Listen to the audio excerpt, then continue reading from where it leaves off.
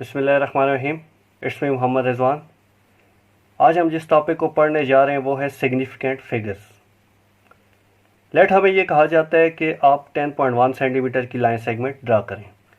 हम एक ऐसा मेजरिंग स्केल लेते हैं जिसका लीस्ट काउंट 1 मिलीमीटर है और उससे हम 10.1 सेंटीमीटर की लाइन सेगमेंट ड्रा कर लेते हैं।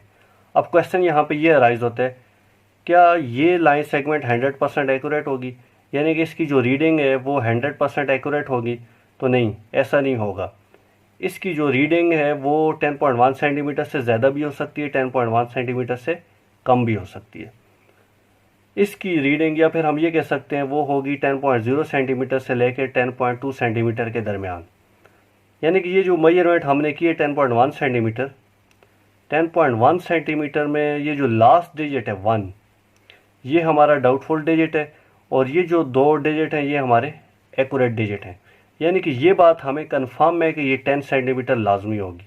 उसके बाद जो 0.1 सेंटीमीटर है वो कम भी हो सकता है, उससे ज़्यादा भी हो सकता है, क्योंकि हमारा जो मेजरिंग स्केल था उसका लीस्ट काउंट 0.1 सेंटीमीटर था, उसमें एरर आ सकता है।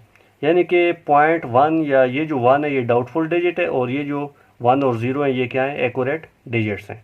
तो किसी भी मेजरमेंट में जो number of accurately non digits होते हैं और फर्स्ट डाउटफुल डिजिट होते हैं उनको कहते हैं significant figures. Number of accurately non digits and first doubtful digit is called significant figures.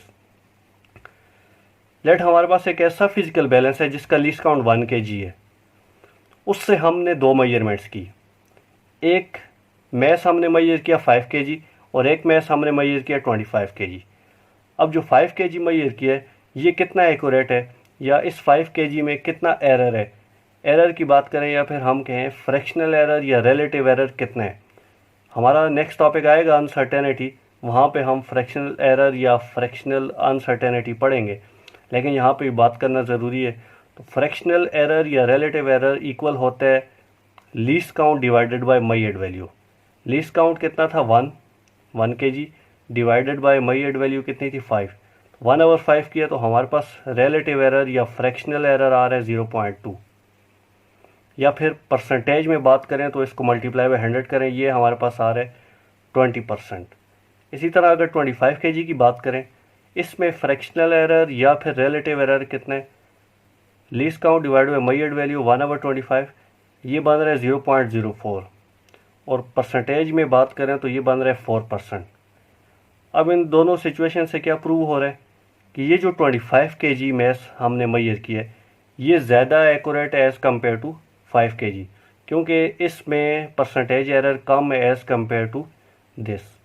तो 25 kg is more accurate then 5 kg। अब 25 kg में अगर देखे जाए तो नंबर ऑफ़ सिग्निफिकेंट फिगर्स हमारे पास आ रहे हैं 2। 5 kg में देखें तो नंबर ऑफ़ सिग्निफिकेंट फिगर 1 है। यानी कि यहाँ से ये बात प्रूव हो रही है कि एक्यूरेसी डायरेक्ट रिलेटेड होती है सिग्निफिकेंट फिगर्स के साथ। जितने ज़्यादा सिग्निफिकेंट फिगर्स होंगे हमारी रीडिंग में, उतना वो डेटा या उतनी वो वैल्यू ज़्यादा एक्यूरेट होगी। तो ये बात याद रखनी, accuracy is directly related with number of significant figures. इसी तरह लेट हम एक मेजरिंग स्केल लेते हैं जिसका लीस्ट काउंट 1 सेंटीमीटर है और हम उससे कुछ रीडिंग्स लेते हैं। एक रीडिंग आ गई 8 सेंटीमीटर, एक आ गई 9 सेंटीमीटर, एक आ गई 10 सेंटीमीटर। एक और हमारे पास मेजरिंग स्केल था जिसका लीस्ट काउंट था 0.1 सेंटीमीटर और उससे जब हमने एक ऑब्जेक्ट की लेंथ मेजर की तो वो हमारे पास आ रही थी 8.1 सेंटीमीटर। एक बार मेजर किया 8.2 सेंटीमीटर आ गई, फिर एक बार देखा 8.3 सेंटीमीटर आ गई। हमारे पास एक और मेजरिंग इंस्ट्रूमेंट था, एक और मेजरिंग स्केल था जिसका लीस्ट काउंट 0.01 सेंटीमीटर था और उससे जब इसी ऑब्जेक्ट की हमने मेजरमेंट की तो हमारे पास रीडिंग्स कुछ ऐसी आई। एक बार देखा हमारे पास आ रही थी 8.01 सेंटीमीटर, एक बार देखा हमारे पास आ रही थी 8.02 सेंटीमीटर और एक बार आई 8.03 सेंटीमीटर। अब इन तीनों रीडिंग्स को अगर देखा जाए, इन तीनों सिचुएशंस को अगर देखा जाए, यहाँ पे जो वैल्यूज़ हैं वो एक दूसरे के इतनी ज़्यादा क्लोज नहीं है जितना इन वैल्यूज़ को देखा जाए कि ये एक दूसरे के ज़्यादा क्लोज हैं। वैल्यूज़ एक दूसरे के ज़्यादा क्लोज हो या how much the values are close to each other, उसको कहते हैं प्रिसीजन। उसको क्या कहते हैं? प्रिसीजन। यानी कि ये जो डेटा है ये ज़्यादा प्रिसाइज है एज़ कंपेयर टू दिस। अब यहाँ पे सिग्निफिकेंट फिगर्स की बात करें, यहाँ पे नॉर्मली हमारे पास एक एक सिग्निफिकेंट फिगर आया है, लेकिन यहाँ पे अगर हम बात करें, यहाँ पे हमारे पास 3 सिग्निफिकेंट फिगर्स आए हैं। तो यहाँ से एक और बात प्रूव हो रही है कि प्रिसीजन डायरेक्टली रिलेटेड होती है नंबर ऑफ सिग्निफिकेंट फिगर्स के। जितने ज़्यादा सिग्निफिकेंट फिगर्स होंगे उतना डेटा हमारा ज़्यादा प्रिसाइज होगा, यानी कि उतना हमारा डेटा या वैल्यूज़ एक दूसरे के क्लोज होगा। अब सिग्निफिकेंट फिगर्स के कुछ रूल्स देखते हैं जिससे हम बता सकेंगे कि हमारी वैल्यूज़ में कितने सिग्निफिकेंट फिगर्स हैं। तो रूल नंबर 1 है, ऑल नॉन ज़ीरो डिजिट्स जैसे कि 1 2 3 अप टू 9 आर सिग्निफिकेंट। किसी भी मेजरमेंट में या वैल्यू में जितने भी नॉन ज़ीरो डिजिट्स होंगे वो सारे के सारे सिग्निफिकेंट फिगर्स होंगे। अब नॉन ज़ीरो डिजिट्स के अलावा हमारे पास जो डिजिट रह जाता है ज़ीरो डिजिट, ज़ीरो के लिए हमें देखना पड़ेगा कि वो कब सिग्निफिकेंट होगा और कब नहीं होगा। ज़ीरो हमारे पास 3 तरह से आ सकते हैं। नंबर 1, लीडिंग ज़ीरोज़, यानी कि वो ज़ीरोज़ जो नॉन ज़ीरो डिजिट्स के स्टार्ट में आ जाएं।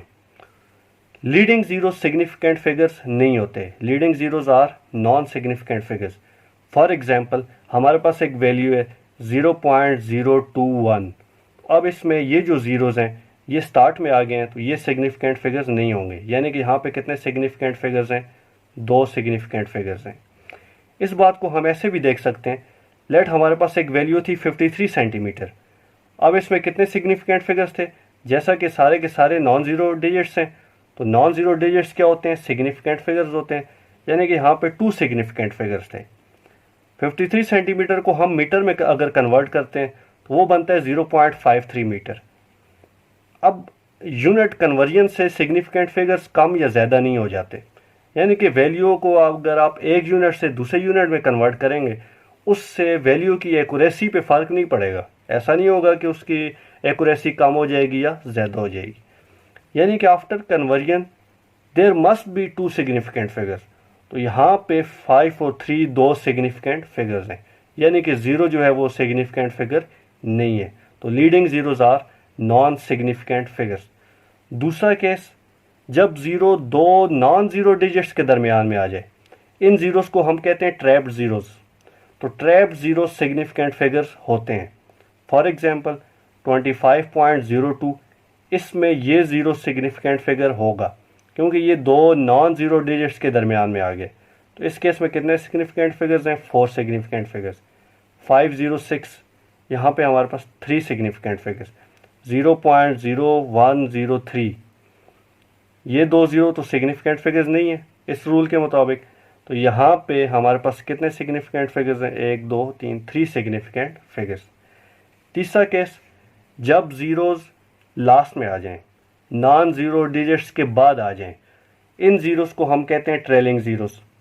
अब ट्रेलिंग ज़ीरोज़ 2 तरह से आ सकते हैं, एक अगर तो हमारी वैल्यू में डेसिमल पॉइंट है और दूसरा अगर हमारी वैल्यू में डेसिमल पॉइंट नहीं है। If there is decimal point then trailing zeros are significant figures. For example 25.0, यहाँ पे डेसिमल पॉइंट आ गया है और ये ज़ीरो ट्रेलिंग ज़ीरो है, यानी कि नॉन ज़ीरो डिजिट्स के बाद में आ रहा है। तो इसमें सिग्निफिकेंट फिगर्स कितने हैं? 3 सिग्निफिकेंट फिगर्स हैं। 42.00, इसमें कितने सिग्निफिकेंट फिगर्स हैं? 4 सिग्निफिकेंट फिगर्स हैं। 210.0, कितने सिग्निफिकेंट फिगर्स हैं? 4 सिग्निफिकेंट फिगर्स हैं। एक्चुअली जो ज़ीरो हमारे पास डेसिमल पॉइंट के बाद आ रहे होंगे ये हमें हमारी वैल्यू की एक्यूरेसी बता रहे होंगे। फॉर एग्ज़ाम्पल इसकी अगर बात करें 25.0 की बात करें, अब इस वैल्यू से हमें ये पता चल रहा है कि लेट अगर हम ये कहते हैं 25.0 सेंटीमीटर, फिर हमें इससे ये पता चल रहा है ये एक ऐसे मेजरिंग स्केल से मेजर किया गया है जिसका लीस्ट काउंट 0.1 सेंटीमीटर है। तो ये जो लास्ट डिजिट है ज़ीरो, ये हमारा डाउटफुल डिजिट है।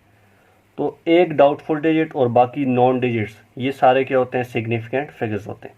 इसी तरह 42.00 की बात करें, लेट अगर ये 42.00 सेंटीमीटर था तो ये फिर एक ऐसे मयरिंग स्केल से मयर किया गया है जिसका लीस्ट काउंट था 0.01 सेंटीमीटर। अब उस केस में ये जो लास्ट डिजिट है यानी कि 0 है, ये हमारा डाउटफुल डिजिट है और बाकी सारे क्या हैं, नॉन डिजिट्स हैं। यानी कि यहाँ पे फिर सिग्निफिकेंट फिगर कितने होंगे, 4 सिग्निफिकेंट फिगर्स होंगे। इसी तरह अगर इसकी बात करें 210.0, ये कैसे मयरिंग स्केल से मयर किया गया है जिसका लीस्ट काउंट है 0.1 सेंटीमीटर। तो ये हमारा डाउटफुल डिजिट हुआ और ये सारे क्या हुए, एक्यूरेटली नॉन डिजिट्स हुए। तो यहाँ पे कितने सिग्निफिकेंट फिगर्स हैं, 4 सिग्निफिकेंट फिगर्स हैं। अगर तो डेसिमल पॉइंट नहीं होता हमारी वैल्यू में, फिर जो ट्रेलिंग जीरोस होंगे वो सिग्निफिकेंट फिगर्स हो भी सकते हैं, नहीं भी हो सकते। It depends on least count. For example हमारे पास लेट वैल्यू है 100 kg और ये हमने एक ऐसे फिजिकल बैलेंस से मेजर किया है जिसका लीस्ट काउंट था 1 kg। अब 1 kg का मतलब ये जो लास्ट डिजिट है, ये जो यूनिट प्लेस पे जो 0 है, ये हमारा डाउटफुल डिजिट है और बाकी सारे क्या हैं, एक्यूरेटली नॉन डिजिट्स हैं। इसका मतलब यहाँ पे कितने सिग्निफिकेंट फिगर्स होंगे, 3 सिग्निफिकेंट फिगर्स होंगे। लेट अगर हमने 100 kg मेजर किया और ऐसे फिजिकल बैलेंस से मेजर किया जिसका लीस्ट काउंट था 10 kg। अब इस केस में 10 प्लेस वाला डिजिट भी हमारा क्या है, डाउटफुल डिजिट है।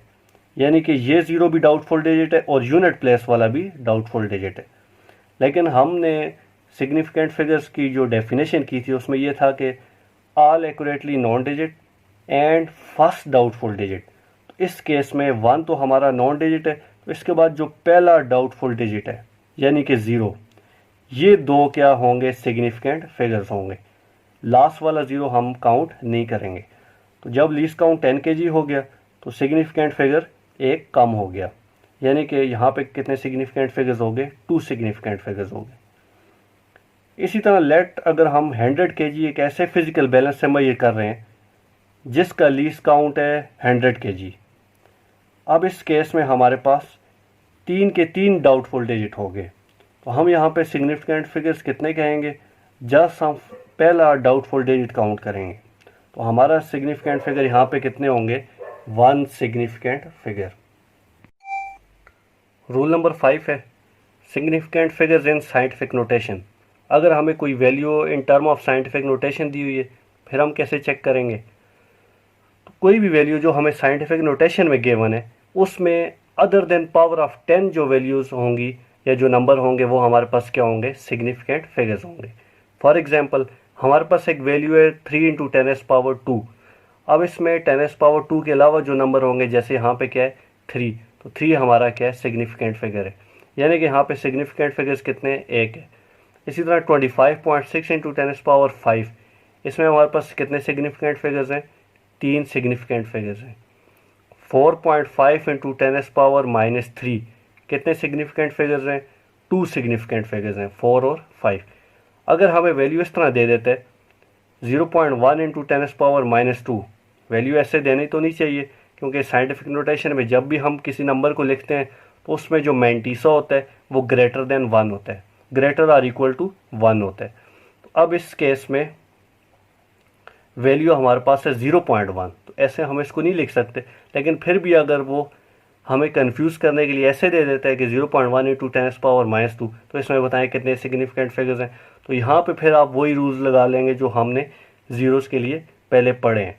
यानी कि यहाँ पे 0 क्या है, लीडिंग ज़ीरो है, लीडिंग ज़ीरो सिग्निफिकेंट फिगर नहीं होता। तो यहाँ पे कितने सिग्निफिकेंट फिगर हुए, 1 सिग्निफिकेंट फिगर। रूल नंबर 6, अगर हमारे पास कोई वैल्यू कांस्टेंट वैल्यू आ गई है या फिर कोई एग्जैक्ट वैल्यू है तो उसमें कितने सिग्निफिकेंट फिगर्स होंगे, तो याद रखना है उसमें इनफाइनाइट सिग्निफिकेंट फिगर्स होंगे। ये रूल आपकी बुक में नहीं है लेकिन इसको भी याद रखना है, किसी भी कांस्टेंट वैल्यू या एग्जैक्ट वैल्यू में इनफाइनाइट सिग्निफिकेंट फिगर्स होंगे।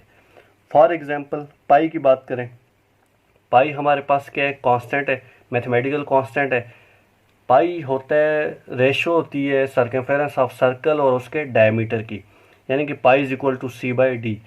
जब हम इसको फाइंड करते हैं तो इसको हम 3.1415 अप टू ये अभी तक 6.4 बिलियन डेसिमल प्लेसेस तक डिराइव हो चुका है। लेकिन अगर हम इन 6.4 बिलियन डेसिमल प्लेसेस को देखें, पाई जो है वो नॉन टर्मिनेटिंग और नॉन रिपीटिंग नंबर्स आ रहे हैं, यानी कि पाई एक इरेशनल नंबर है। इरेशनल नंबर में कितने डेसिमल प्लेसेस हो सकते हैं? इनफाइनाइट डेसिमल प्लेसेस हो सकते हैं। हम ये कह सकते हैं पाई के पास कितने सिग्निफिकेंट फिगर्स हैं? इनफाइनाइट सिग्निफिकेंट फिगर्स हैं। इसी तरह अगर कोई वैल्यू एग्जैक्ट होती है, लेट 2 हमारे पास एक एग्जैक्ट वैल्यू है। एग्जैक्ट वैल्यू का मतलब उसमें एरर नहीं है, यानी कि अनसर्टेनिटी नहीं है। एरर ना होने का मतलब कि वो वैल्यू 100% एक्यूरेट है। अब 100% एक्यूरेट का क्या मतलब? हमने कहा था एक्यूरेसी डायरेक्टली रिलेटेड होती है सिग्निफिकेंट फिगर्स के। एक वैल्यू के पास जितने ज़्यादा सिग्निफिकेंट फिगर्स होंगे वो उतनी ज़्यादा एक्यूरेट होती जाएगी। तो जब एक वैल्यू अगर 100% एक्यूरेट होगी, इसका ये मतलब है उसके पास इनफाइनाइट सिग्निफिकेंट फिगर्स आ गए। या फिर हम ये कह सकते हैं 2 अगर एग्जैक्ट वैल्यू है तो हम इसको ये भी लिख सकते हैं 2.0000 up to infinite decimal places तक लिख सकते हैं। तो एग्जैक्ट वैल्यू में कितने सिग्निफिकेंट फिगर्स होंगे? इनफाइनाइट सिग्निफिकेंट फिगर्स होंगे। रूल नंबर 7, जब हम वैल्यूज़ को सम या डिफरेंस कर लेंगे और उसके बाद हमने देखना है कितने सिग्निफिकेंट फिगर्स हैं, तो वो कैसे देखेंगे? सबसे पहले हम वैल्यूज़ को ऐड करेंगे। ऐड करने के बाद जो हमारे पास रिज़ल्ट आएगा उसको हम राउंड ऑफ करेंगे। कितना राउंड ऑफ करेंगे? हमारी वैल्यूज़ में जिसके पास सबसे कम डेसिमल प्लेसेस होंगे, हम अपने आंसर को उतने डेसिमल प्लेसेस तक राउंड ऑफ करेंगे। फॉर एग्जांपल, हमारे पास एक वैल्यू थी 33.3, उसमें ऐड करना है 3.11 और उसमें ऐड करना है 0.313। अब जब हमने इनको ऐड किया हमारे पास रिज़ल्ट आया 36.723। अगर हम देखें 33.3 के पास कितने सिग्निफिकेंट फिगर्स थे? 33.3 के पास कितने नंबर ऑफ डेसिमल प्लेसेस थे? 1 डेसिमल प्लेस थी। 3.11 के पास 2 डेसिमल प्लेसेस थे। 0.313 के पास 3 डेसिमल प्लेसेस थे। हम अब इस वैल्यूज़ में सबसे कम डेसिमल प्लेसेस कितने थे? 1 डेसिमल प्लेस था, यानी कि हम अपने आंसर को 1 डेसिमल प्लेस तक राउंड ऑफ करेंगे। तो 1 डेसिमल प्लेस तक राउंड ऑफ करने का मतलब 2 हमारा ड्रॉपिंग डिजिट है। अब यहाँ पे राउंडिंग ऑफ वाले रूल्स लग जाएंगे। 2 अगर ड्रॉपिंग डिजिट है, 2 जो है वो लेस देन 5 है। जब 2 लेस देन 5 है तो ये ड्रॉप हो जाएगा, 7 एज इट इज़ रह जाएगा, यानी कि हमारा आंसर बनेगा 36.7। अब 36.7 में कितने सिग्निफिकेंट फिगर्स हैं? तो 3 सिग्निफिकेंट फिगर्स हैं। यानी कि इस तरह हमने इसको सॉल्व करना है। हमने अपने रिज़ल्ट को कितना राउंड ऑफ करना है? जितना सबसे कम जिसके पास डेसिमल प्लेसेस होंगे उतना इसको राउंड ऑफ करेंगे, यानी कि हम अपने आंसर को लेस प्रिसाइज के कंपेरेबल लिखेंगे। जो वैल्यू हमारे पास लेस प्रिसाइज होगी उसके इक्वल लिखेंगे हम अपने आंसर को या अपने रिज़ल्ट को। एक और एग्जांपल लिखते हैं। हमारे पास एक वैल्यू थी 1.002, इसमें से हमने सब्ट्रैक्ट करना है 0.998। जब हमने सब्ट्रैक्ट किया हमारे पास आया 0.004। 1.002 के पास कितने डेसिमल प्लेसेस थे? 4 डेसिमल प्लेसेस थे। 1.002 के पास 3 डेसिमल प्लेसेस थे। 0.998 के पास कितने डेसिमल प्लेसेस थे? 3 डेसिमल प्लेसेस थे। तो हम अपने रिज़ल्ट को कितना राउंड ऑफ करेंगे? जैसा कि दोनों के पास सेम डेसिमल प्लेसेस हैं तो 3 डेसिमल प्लेसेस तक ही इसको राउंड ऑफ करेंगे। जैसा कि 0.004 जो हमारा आंसर है वो ऑलरेडी 3 डेसिमल प्लेसेस तक ही आया है, तो इसका मतलब आंसर क्या रहेगा? 0.004 रहेगा। और इसमें हमारे पास कितने सिग्निफिकेंट फिगर्स हैं? 1 सिग्निफिकेंट फिगर है जो कि क्या है? 4। 1 सिग्निफिकेंट फिगर। यहाँ पे एक बात याद रखनी है कि हमारे रिज़ल्ट में जो नंबर ऑफ सिग्निफिकेंट फिगर्स आएंगे वो हमारी वैल्यूज से कम भी हो सकते हैं, ज़्यादा भी हो सकते हैं, इक्वल भी हो सकते हैं। जैसे यहाँ पे जो हमने एग्जांपल की, इसमें कितने सिग्निफिकेंट फिगर्स थे? 3 सिग्निफिकेंट फिगर्स थे। इसके पास कितने सिग्निफिकेंट फिगर्स थे? 3। इसके पास कितने थे? 3 सिग्निफिकेंट फिगर। और हमारा जो रिज़ल्ट आया है उसके पास कितने सिग्निफिकेंट फिगर्स आए हैं? उसके पास भी 3 सिग्निफिकेंट फिगर्स आए। इस तरह ये जो एग्जांपल सॉल्व की है, इसमें इसके पास कितने सिग्निफिकेंट फिगर्स थे? 4 सिग्निफिकेंट फिगर्स थे। इस वैल्यू के पास 3 सिग्निफिकेंट फिगर्स थे, लेकिन जो हमारा रिजल्ट आया उसके पास जस्ट 1 सिग्निफिकेंट फिगर था। रूल नंबर 8, मल्टीप्लिकेशन या डिवीजन में कैसे देखेंगे कितने सिग्निफिकेंट फिगर्स हैं? तो मल्टीप्लिकेशन या डिवीजन में हमारा जो रिजल्ट आएगा उसमें कितने सिग्निफिकेंट फिगर्स होंगे? उसमें जो सिग्निफिकेंट फिगर्स होंगे वो इक्वल होंगे least number of significant figures in any term. यानी कि हमारी वैल्यूज़ में जिसके पास सबसे कम सिग्निफिकेंट फिगर्स होंगे, हमारे रिज़ल्ट में भी उतने ही सिग्निफिकेंट फिगर्स होने चाहिए। यानी कि हम अपने रिज़ल्ट को राउंड ऑफ करेंगे। कितना राउंड ऑफ करेंगे? जितने हमारी वैल्यूज़ में सबसे कम सिग्निफिकेंट फिगर जिसके पास होंगे। यानी कि हम अपने रिज़ल्ट को राउंड ऑफ करेंगे लेस एक्यूरेट टर्म के इक्वल। फॉर एग्जांपल, हमारे पास एक वैल्यू थी 0.745, इसको हम मल्टीप्लाई कर रहे हैं 2.2 से। जब हमने इसको मल्टीप्लाई किया तो हमारे पास रिज़ल्ट आया 1.639। अब इस वैल्यू के पास कितने सिग्निफिकेंट फिगर्स थे? 3 सिग्निफिकेंट फिगर्स थे। इस वैल्यू के पास कितने सिग्निफिकेंट फिगर्स थे? 2 सिग्निफिकेंट फिगर्स थे। सबसे कम किसके पास हुए? इसके पास, यानी कि 2 सिग्निफिकेंट फिगर्स सबसे कम थे हमारी वैल्यूज़ में। तो हम अपने रिज़ल्ट को राउंड ऑफ कर देंगे अप टू 2 सिग्निफिकेंट फिगर। 1.639 को 2 सिग्निफिकेंट फिगर्स तक राउंड ऑफ करने का मतलब 3 हमारा ड्रॉपिंग डिजिट होगा। अब यहाँ पे राउंडिंग ऑफ रूल्स लग जाएंगे। As 3 is less than 5, so 3 drop हो जाएगा और 6 रिमेन एज इट इज़, 6 वैसे ही रह जाएगा। यानी कि हमारा जो आंसर होगा 1.6, और इसमें कितने सिग्निफिकेंट फिगर हैं? 2 सिग्निफिकेंट फिगर हैं। इसी तरह अगर दो वैल्यूज़ को डिवाइड कर रहे हैं, जैसे हमारे पास 0.90 को हमने डिवाइड किया 4.26 पे, हमारे पास वैल्यू आई 0.2112676। अब 0.90 के पास कितने सिग्निफिकेंट फिगर्स थे? 2 सिग्निफिकेंट फिगर्स थे। 4.26 के पास कितने सिग्निफिकेंट फिगर्स थे? 3 सिग्निफिकेंट फिगर्स थे।